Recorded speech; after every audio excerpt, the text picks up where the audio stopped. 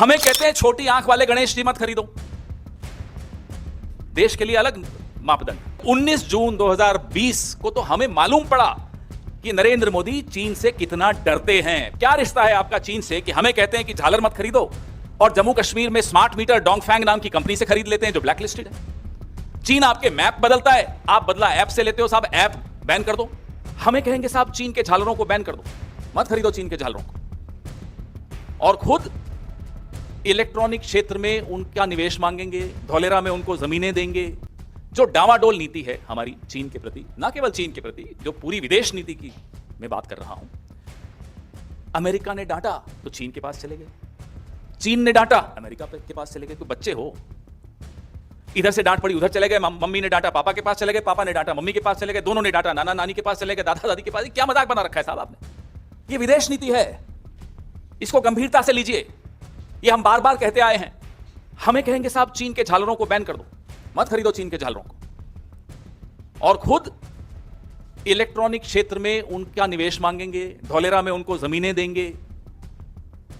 जिस व्यक्ति को तमिल भाषा से नफरत है, प्रधानमंत्री की बात कर रहा हूं, वो जब मुख्यमंत्री थे गुजरात के, तो गुजरात के करिकुलम में, स्कूल के करिकुलम में मैंडरिन भाषा की बड़ी हिमायत करते थे कि साहब गुजरात के बच्चों को मैंडरिन सीखनी चाहिए।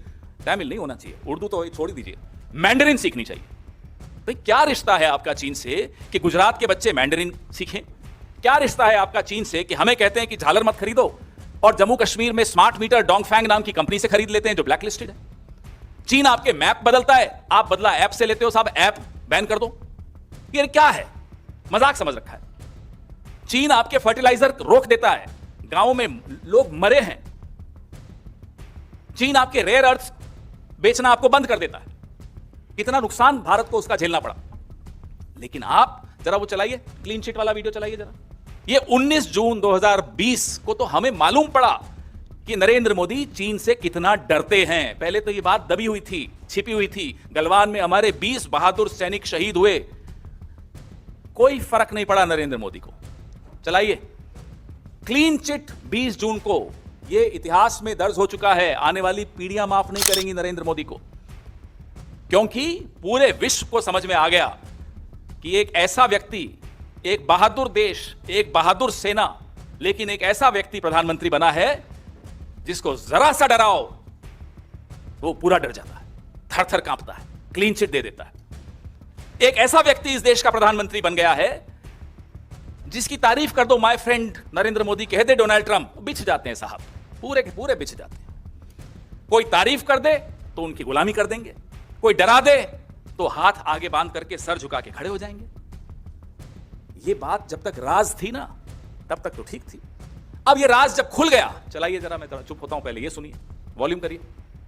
न ही कोई गुस्सा हुआ है, न ही हमारी कोई पोस्ट किसी दूसरे के कब्जे में है। ये ऐतिहासिक शब्द हैं। इन शब्दों को सुनने के बाद हम सबका सर उन शहीद सैनिकों के लिए झुक गया कि आपने अपनी जान बलिदान कर दी और ये देश का प्रधानमंत्री। ये बार बार सुनना चाहिए आपको, रोज रात को सुनकर सोना चाहिए, ताकि सुबह खून में उबाल आए और आप पत्रकारिता कर सकें, आपके मालिक कुछ भी चाहें। हमें कहते हैं छोटी आंख वाले गणेश जी मत खरीदो, देश के लिए अलग मापदंड, और खुद बैठकें करेंगे, व्यापारिक बैठकें करेंगे, कंपनीज पर से बैन हटाएंगे, पीएम केयर फंड में पैसा चीन की ब्लैक लिस्टेड कंपनी से लेंगे। भाई क्या मजाक है?